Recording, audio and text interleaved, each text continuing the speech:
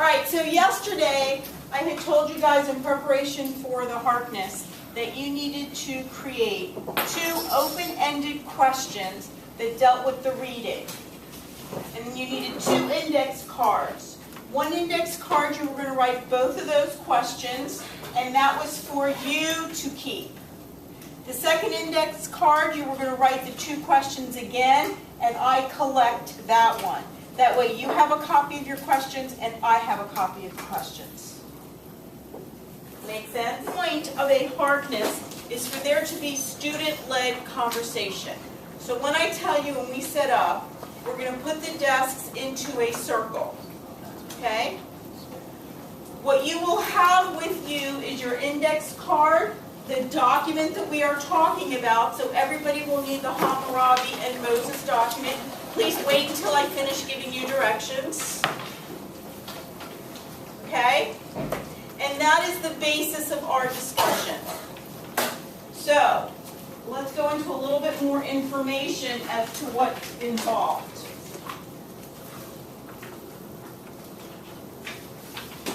There are different ways that you can respond in a Harkness. Okay, the whole point of this is for you to have the conversation go and flow and to be helping each other. So, you can add to the discussion by responding to somebody's question. You can do it by asking your own question, supporting what somebody has said. Well, yes, building on what Megan said, I also found this point to be interesting, and here's why. Okay, as an example, or you can summarize an idea. You with me? Or you can link information by citing evidence and connecting it to an idea from the reading itself. If somebody makes a point and you can respond by saying, oh, right, here they had talked about an eye for an eye, but this is where I saw a bit of a difference. Did anybody else pick up on that? Okay? And then you can challenge. I should have highlighted this, but you're going to challenge politely. You're not going to say, Jake, that was the dumbest thing I ever heard. Don't ever talk again. That's not being polite. It could be more like, well, Jake, I kind of read it a little differently. All right? Number 1, you guys need to be respectful of each other when we're doing this. You can modify the comment, or you can identify the problem. So this is a discussion that you are having to draw on evidence. Now let's talk about etiquette. This is the most important thing.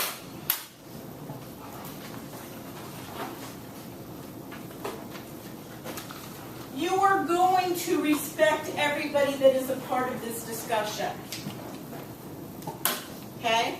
You're going to do this by disagreeing if you need to, but being friendly. You are never going to attack or insult anybody else in the group while this is going on. If you do, then you will be very lonely sitting somewhere by yourself. Okay? You're going to listen to what other people say, and then you can comment after you listen to them, not interrupting.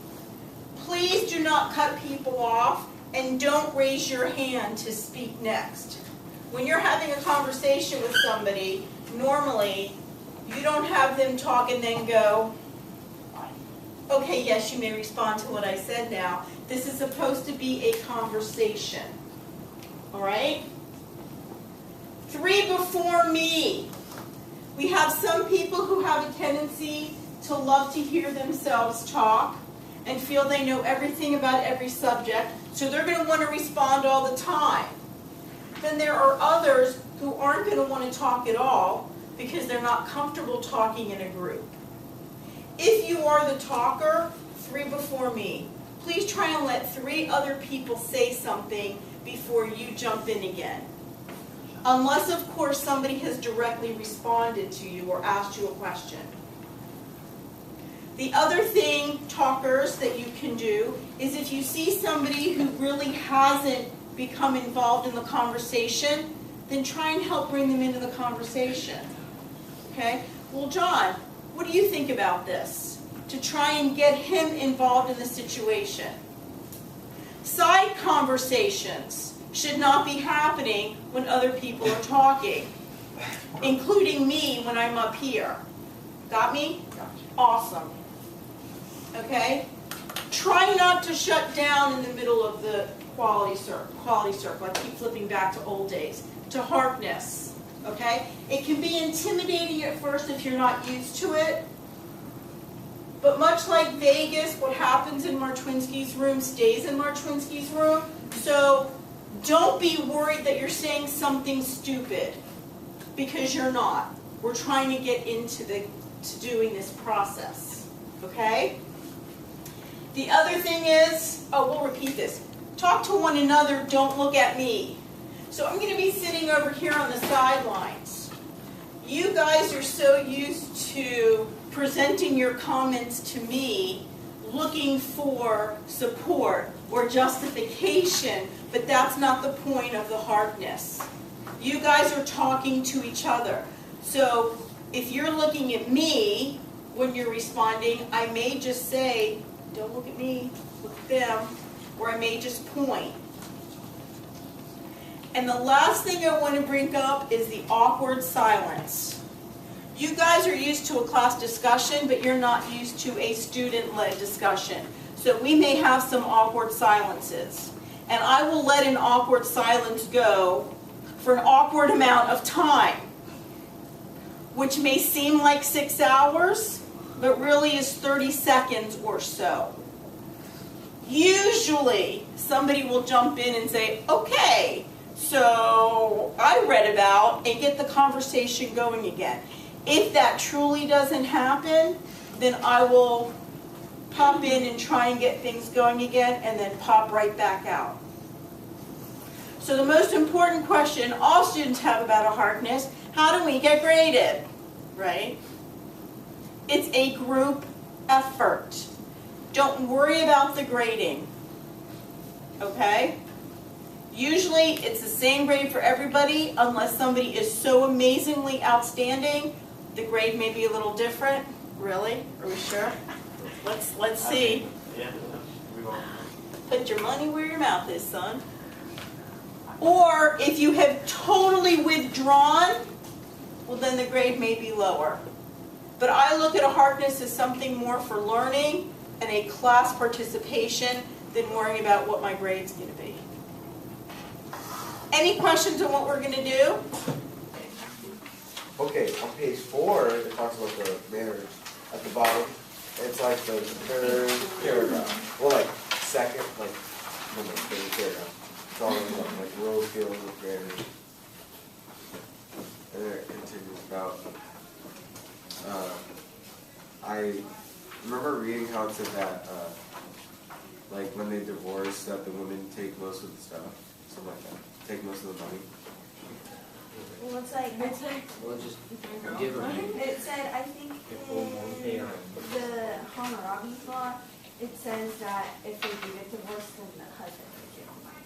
So I guess like, Oh, I don't know the how husband much. would pay back the, Yeah. the wife's family, or the husband, or her father, for the money that he spent to be married. That kind of ties along with one of my questions was why does Hammurabi's laws protect the wife more than the man? It does the opposite. Yeah, it was the I thought the opposite. No, it says the Hammurabi, because it says Hebrew divorce law was less protective of the wife, so the other one must be more protective. Yeah, okay. Maybe you look at the little perspective. Because they had like, didn't they have like to do all the agriculture? I feel like they had more duties than like actual men. Yeah, because they did all the gathering.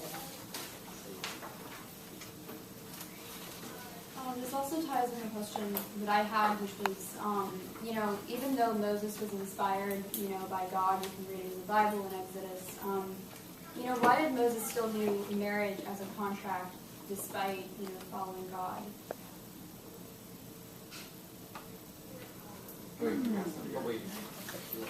So even though, okay, so, you know, obviously in Christianity or in, you know, in a lot of religions, like, marriage is, you know, held to a very high esteem, and my question was, you know, back in this time, why did Moses, you know, not hold marriage to that same, you know, level that we as a society do now?